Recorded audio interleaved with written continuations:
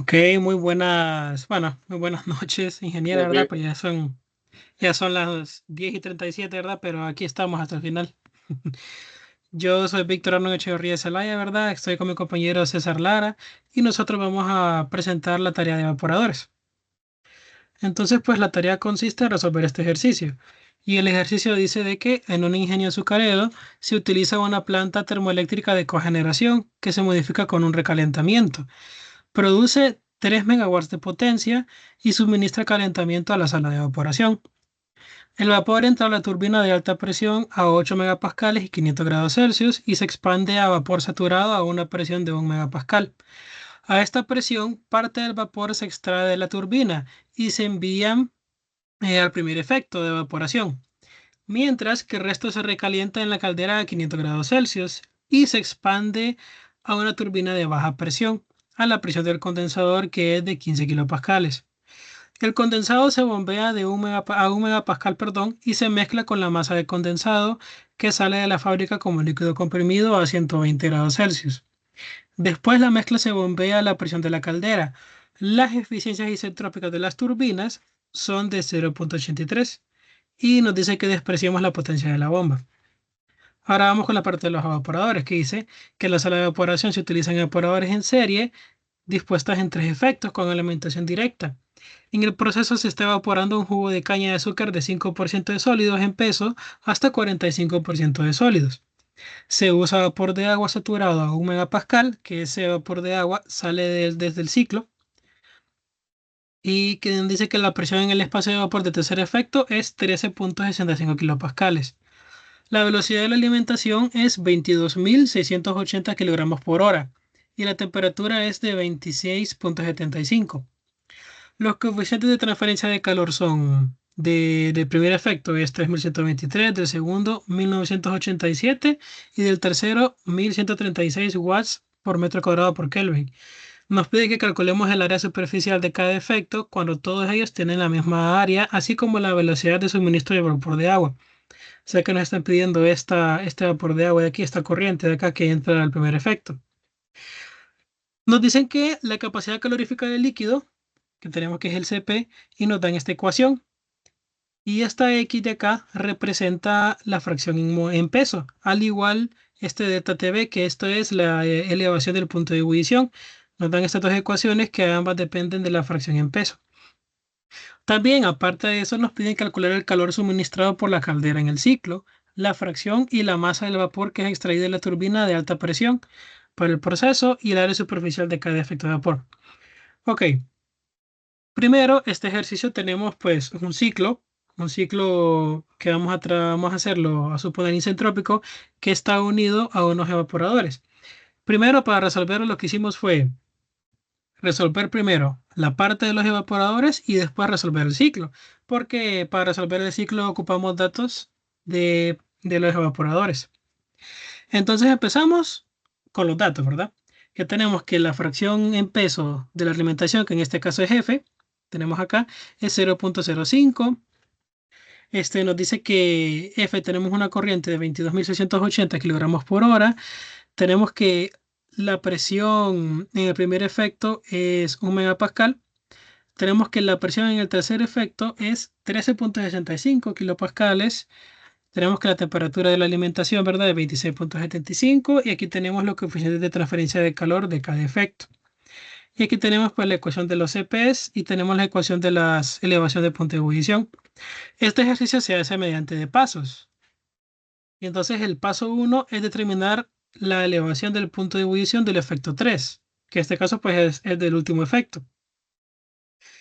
Entonces, con la ecuación que ya nos da el ejercicio y también nos da como dato eh, la fracción en peso del efecto 3, entonces fácilmente solo sustituimos la fracción en peso y calculamos la elevación del punto de ebullición, que nos da como resultado 2,06 o 2,061 si lo ponemos a tres cifras, 2,061. Ahora, teniendo ya la elevación del punto de ebullición, nosotros podemos calcular la temperatura en el tercer efecto. ¿Cómo es? Te nos dice que la presión en el tercer efecto es 13.65 y utilizando las tablas del Celsius, del libro de termodinámica, sacamos que la temperatura de saturación 4, no la temperatura 3, es igual a 51.767. ¿Por qué esta no es la temperatura 3? Esta acá es la temperatura que va a ser condensador vacío, porque los evaporadores trabajan a presiones de vacío. Por lo tanto, las temperaturas no va a ser la de saturación. ¿Y cómo sacamos la de saturación? Con esta ecuación de acá, que tenemos que la temperatura 3 es igual a la TS4 que la acabo de calcular, más elevación del punto de ebullición. Y nos da como resultado 53.827. Bueno, una vez teniendo eso, nos vamos al paso 2, que es hacer un balance de masa total y por componentes. Tenemos que el balance general, si nos fijamos, el balance general de todos los tres efectos, tenemos que entra la alimentación. Entonces tenemos que entrar la alimentación y eso es igual a L3, que sale acá, y salen los tres vapores. ¿Ok? Salen los tres vapores, tenemos la alimentación, salen los tres vapores y tenemos L3. Ese es el balance de energía general. Y tenemos que la suma de esos vapores es el volumen total. Y asumiendo de que los volúmenes que salen de todos los efectos son los mismos. Entonces, una vez teniendo eso, lo ponemos así como volumen total, que ese es para el general. Ahora, para cada efecto, lo hacemos que F, si notamos que entra la alimentación F, sale L1 y sale el vapor, que es lo que tenemos aquí. Ese es el efecto 1. En el efecto 2 tenemos que entra L1, sale el vapor 2 y sale L2, que es lo que tenemos acá. Y para el efecto 3 es lo mismo. Entra L2, sale B3 y sale L3. Entonces, teniendo esos balances, ahora vamos balances por componentes, porque acabamos de hacer el balance general, que en este caso balance por componentes es el azúcar, es de la caña de azúcar. Entonces, aquí tenemos F por XF, que es la fracción en peso de la alimentación, es igual, pero y este es el balance general de por componentes, ¿verdad? Balance general por componentes. Por L3 por X3.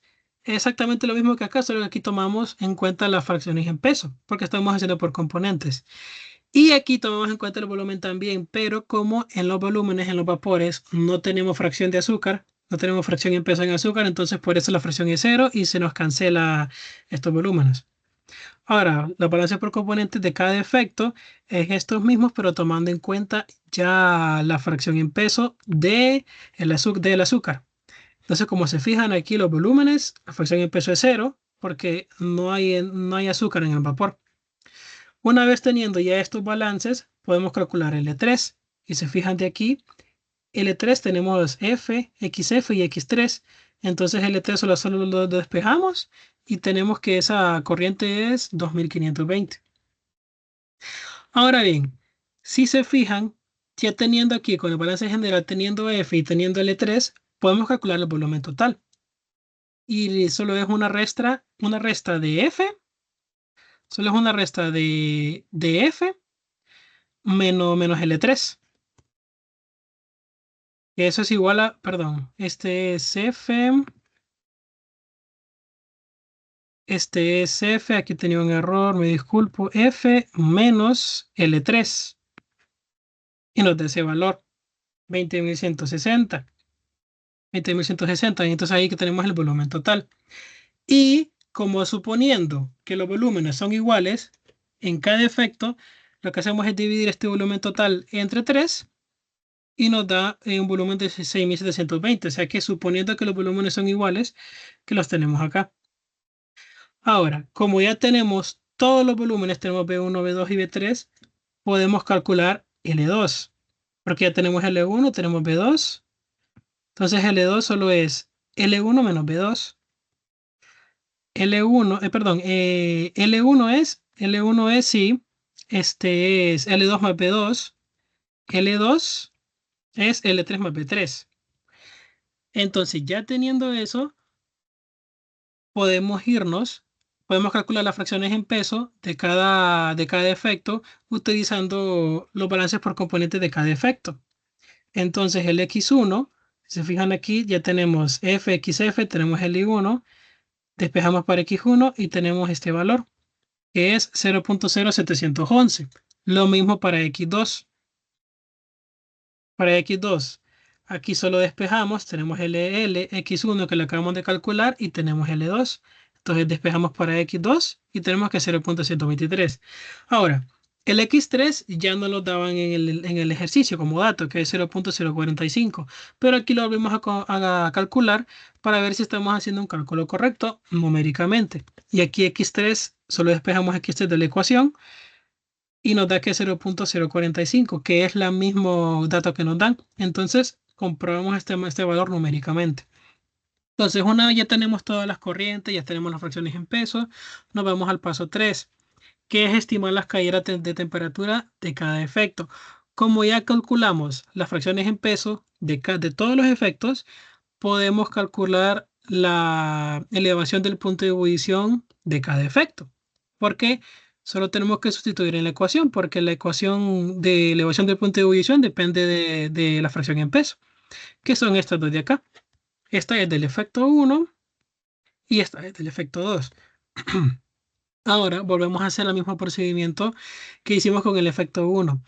Sacamos la temperatura de saturación utilizando las tablas del Zenger a 1000 kilopascales, porque nos dice de que el del efecto 1, el del efecto 1 que tenemos acá es 1 megapascal y 1 megapascal son 1000 kilopascales. Entonces, utilizando las tablas del Zenger, nos tenemos que la temperatura de saturación es 179.873. Esto es una simple interpolación utilizando las tablas del Zenger. Ahora, nos vamos a poder calcular el delta T disponible. ¿Qué es el delta T disponible? Es es el rango de temperatura en donde se van a trabajar los tres efectos.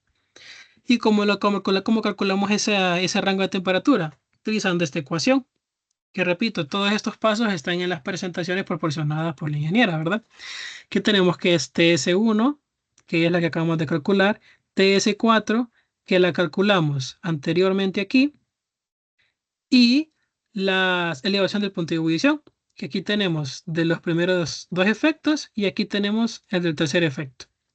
Entonces, una vez solo sustituimos, tenemos que nos da ese valor de 125.576 grados Celsius. Ahora bien, una vez que ya tenemos las caídas de presión de los efectos, ya tenemos las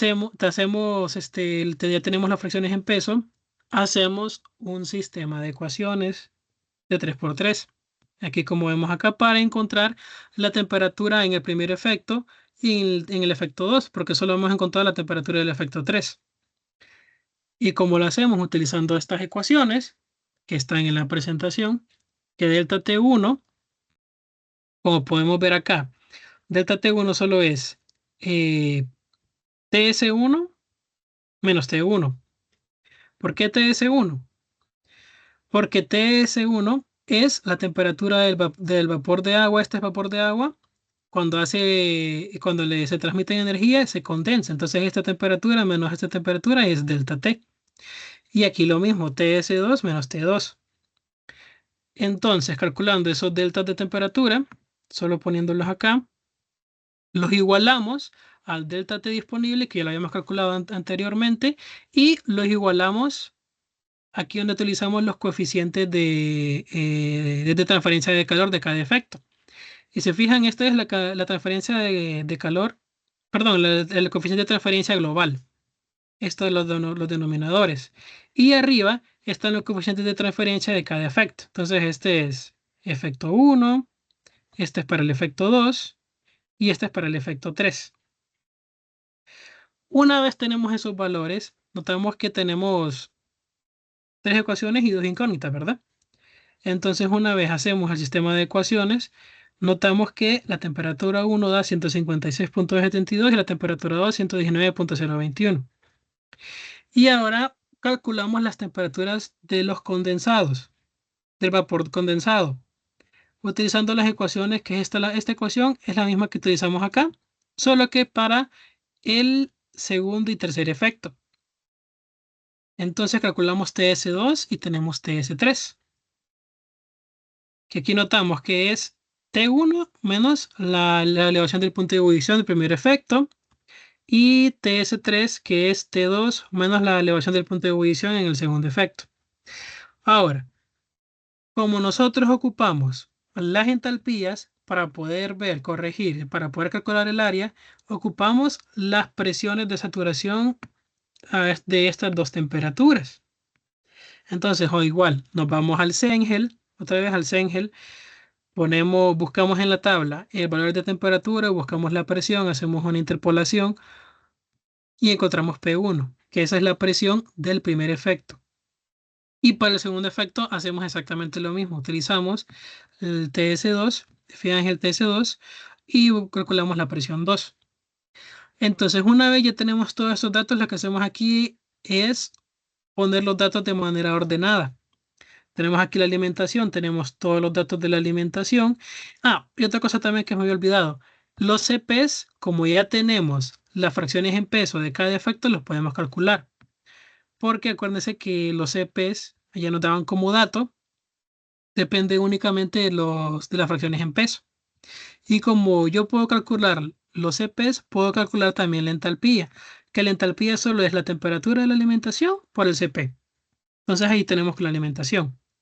Ahora nos vamos al primer efecto. Como ya tenemos todos los datos, puedo calcular ya el CP, puedo calcular la entalpía de la corriente, de la corriente, de la corriente del- de la corriente número 1 de la caña de azúcar, utilizando este CP. Si se fijan acá, utilizamos el X1 y aquí la temperatura del efecto 1 por el CP nos da la entalpía de esta corriente, de la corriente L1.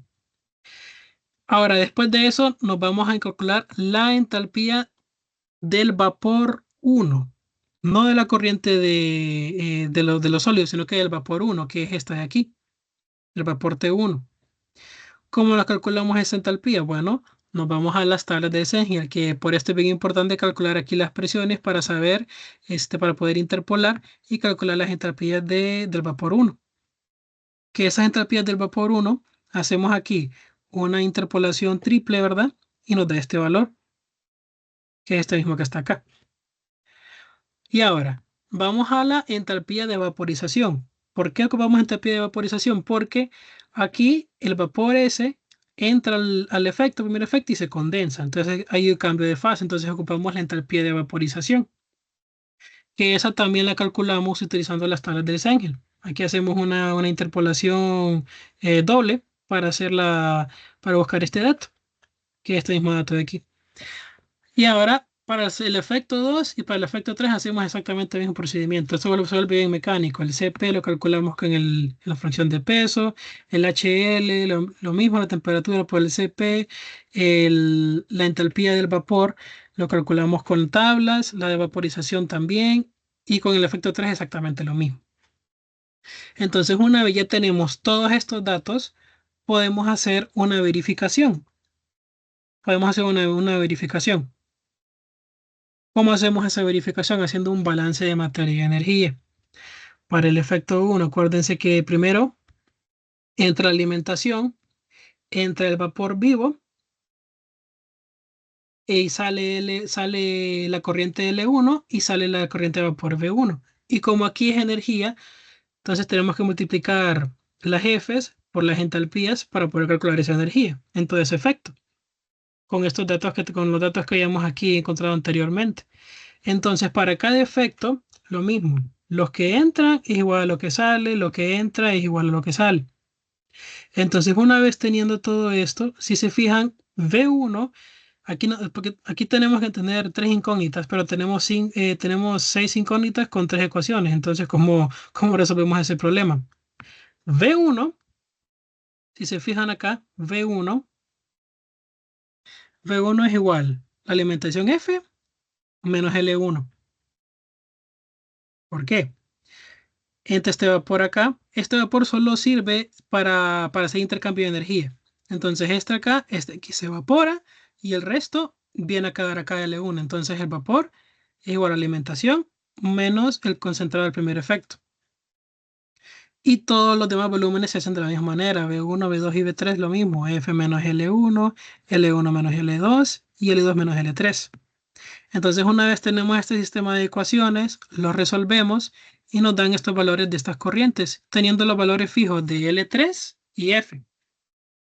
Entonces, esto lo hacemos con la herramienta de Solver de Excel, ¿verdad?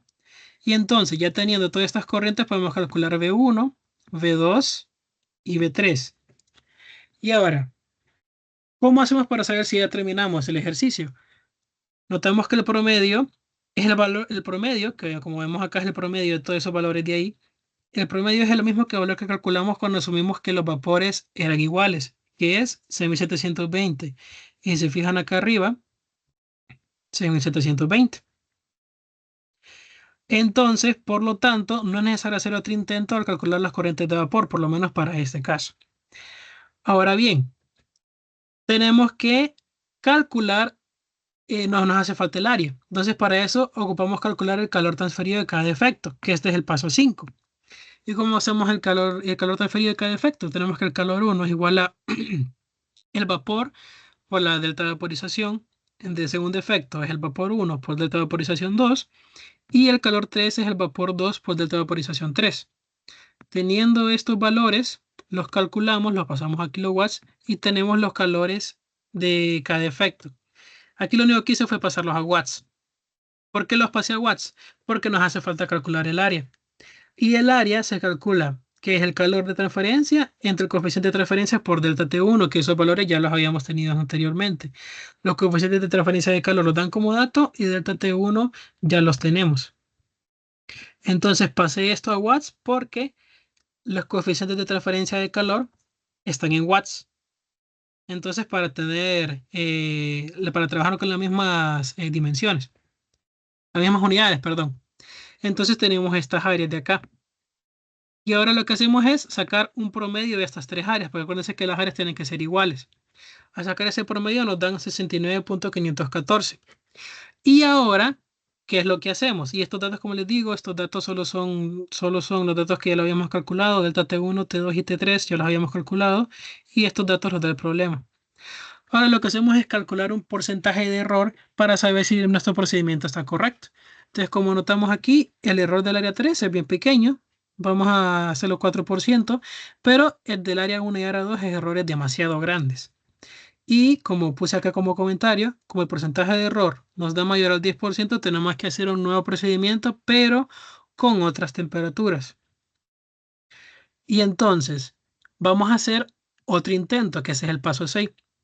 Realizar un segundo intento con las corrientes encontradas anteriormente, o sea, con las corrientes que encontramos, que son acá, que son estas, hacemos un nuevo intento. Entonces la volví a reescribir acá. Ahora bien, como ya tenemos todas las corrientes, que son las que encontramos anteriormente, podemos encontrar las fracciones en pesos nuevos para este nuevo intento, utilizando los mismos balances de energía que hayamos puesto anteriormente. Y aquí nuevamente se confirma numéricamente que X3 es 0.45. Ahora, el paso 7, ocupamos unas nuevas variaciones de temperatura. Entonces, utilizando estas ecuaciones que están, repito, están en las presentaciones que nos proporcionó la ingeniera, tenemos que delta T1 por el área 1, que lo habíamos calculado anteriormente, entre el área promedio, que es esta que también ya lo habíamos calculado. Entonces, a calcular delta T'1, delta T'2 y delta T'3. Entonces, tenemos nuevos delta T's. Tenemos nuevos delta T's. Y aquí hacemos el mismo procedimiento, otra vez ¿cómo se llama? Un sistema de ecuaciones para encontrar, y se me olvidó también, como tenemos otras fracciones en peso nuevas, podemos calcular otras elevaciones de punto de ebullición nuevas. Y entonces, utilizando el mismo sistema de ecuaciones que hicimos acá, es lo mismito, solo dejamos para los nuevos T1 y para T2. Entonces, despejando para los nuevos T1 y T2, notamos que las temperaturas nos cambiaron. T1 es 148.362 y antes nos habían dado 156. Entonces cambió. Antes nos había dado 119 y la temperatura 2 nueva ahora nos dio 116. Entonces sí es un cambio bastante sustancial, especialmente en esa primera temperatura. Y aquí hacemos lo mismo, utilizando las ecuaciones para TS2 y TS3, que son estas de acá. Y como ya tenemos la elevación del punto de ebullición nuevos, podemos calcular esas temperaturas de saturación de los vapores. Y aquí hacemos lo mismo exactamente. Vamos a buscar las presiones de saturación a esas temperaturas, utilizando las tablas del Cengel, ¿verdad? Y ahora tenemos otra vez otros datos. Y aquí hacemos exactamente lo mismo para la alimentación. Obtenemos nuevos datos. Para el efecto 1 tenemos otros datos. El efecto 2 otros datos. Y efecto 3 otros datos también. Y esto de acá simplemente solo es por interpolación utilizando las tablas del Cengel. Aquí hacemos triple interpolación, triple, triple y triple para poder encontrar estos valores. Ok, una vez ya tenemos esto, hacemos otra vez un sistema de ecuaciones lineales utilizando los balances de energía, que es este de aquí, y nos dan valores nuevos de las corrientes. Si se fijan, estos valores cambiaron nuevamente. Tenemos estos valores aquí que nos da un ejemplo que nos piden, esto es un incógnita 11.810 y haciéndolo nuevamente ya me da 11.700. Entonces bajamos 800 kilogramos por hora menos. Y todas las corrientes van a ser distintas por eso. Y aquí el promedio nos da el mismo valor que habíamos supuesto antes de 6.720. Ahora hacemos exactamente lo mismo, calculamos el calor de cada efecto, los pasamos a watts, después de eso calculamos el área utilizando estas ecuaciones y aquí tenemos una nueva área, un nuevo promedio. Este promedio es 67.509, o sea, bajamos casi 2 metros cuadrados en el área. Y notamos que aquí ahora los errores son menor a 10%. El error más grande que tenemos es del área 3, pero es de 9.58% si hacemos un redondeo, lo cual es menor a 10%. Entonces, ya calculamos, como son menor a 10%, tenemos una respuesta de que el área de los tres efectos es 67.509 y la corriente de vapor que entra primer efecto es 11.700.543 kilogramos por hora. Entonces, la parte de evaporadores ya está finalizada. Ahora los dejo con mi compañero César para pues que vean la resolución del ciclo. Bueno, ahora yo les voy a explicar lo que es la resolución del ciclo, ¿verdad? Entonces, resolviendo el ciclo, tenemos que, se dice que la planta termoeléctrica de cogeneración suministra calentamiento a la sala y, permítame, a la sala de evaporación mandando vapor de la turbina del efecto 1, por lo que el calor 1 es el calor suministrado por la turbina a la sala de evaporación. Entonces, ¿qué procede? Calculamos lo que es el calor, que este calor 1 se calcula de la parte de evaporadores, es el calor que nos dio la turbina, que es el que tenemos ahí. Ok. Y lo tenemos en unidades de watts, lo pasamos a megawatts. Después nos dice, el ejercicio nos especifica que eh, las eficiencias isentrópicas de las turbinas son de 0.83 y que expresemos el consumo de potencia de la bomba. Entonces ahí tenemos la eficiencia isentrópica. Y también nos está indicando que la planta termoeléctrica de cogeneración produce 3 megawatts de potencia. Entonces ahí también tenemos el trabajo isoentálpico, que serían los 3 megawatts. ¿Cómo calculamos el trabajo real? Bueno, solo hacemos un despeje de eficiencia isentrópica entre el trabajo real y el trabajo isentrópico y hacemos el despeje. Obtenemos lo que es el trabajo real. Una vez teniendo el trabajo real, nos toca calcular las propiedades. Las propiedades las vamos a calcular como lo hicimos en la parte de evaporadores con el libro de Cengel de termodinámica. Entonces vamos a calcular las entalpías. ¿Cuáles entalpías? Bueno, las entalpías necesarias para lo que es el balance de turbinas. Entonces vamos a obtener la entalpía 1, 6, la entalpía 8, la entalpía 3 y la entalpía 7 haciendo una interpolación. Después necesitamos calcular la calidad. La calidad, ¿cómo la vamos a calcular? Bueno, con el vapor vivo y el vapor de fluido. Entonces, obtenemos lo que es la calidad, que nos da un valor de 0.967 y al obtener esa calidad podemos calcular la entalpía 9. Los números ya que tenemos allí, que son 1, 6, 8, 3 y 7, 7 y 9, los usamos porque así lo planteamos en lo que es en el diagrama de flujo, para no equivocarnos. Entonces, una vez obtenemos la entalpía 9, que es la entalpía que sale de la turbina de baja presión, vamos a hacer el balance de energía de turbina. Entonces, tenemos que el trabajo real va a ser igual a la masa que entra a la turbina de baja presión, entalpía de entrada y salida, más la masa de la turbina que sale de la turbina de baja presión, la entalpía 8, menos la entalpía 9. Entonces, ahora tenemos el despejando para la masa 6, que es la masa que entra a la turbina de alta presión. Necesitamos el valor de vapor vivo, que ese se calculó en la parte de arriba de evaporadores. Lo podemos ver en esa parte. Listo. Entonces, una vez calculando, solo hacemos el despeje para la masa 6. Para obtener la masa 6, ahí utilizamos lo que es el solver, ¿verdad? Y al obtener la masa 6, obtenemos la masa 9. Después vamos a hacer el balance de energía de la cámara de mezclado. En la cámara de mezclado tenemos entrada y salida siempre porque es proceso de flujo estacionario. Y la masa 4, la entalpía 4 es igual a la masa 2 por la entalpía 2 más el volumen 2 y por la entalpía 3. Y ahí tenemos cuáles entalpías son iguales. La 1 con la 2, la 4 con la 5, la masa 2 es igual que la masa 9 y la masa 4 es igual que la masa 6. Entonces, una vez haciendo este balance de energía de la cámara de mezclado, despejamos toda la ecuación para la entalpía 4. Obtenemos un valor de 130.798. Ahora venimos con el balance de energía de la caldera. Para encontrar el calor de la caldera, igualamos la masa 6 por la entalpía 6 menos la entalpía 5 más la masa 8 por la entalpía 8 menos la entalpía 9.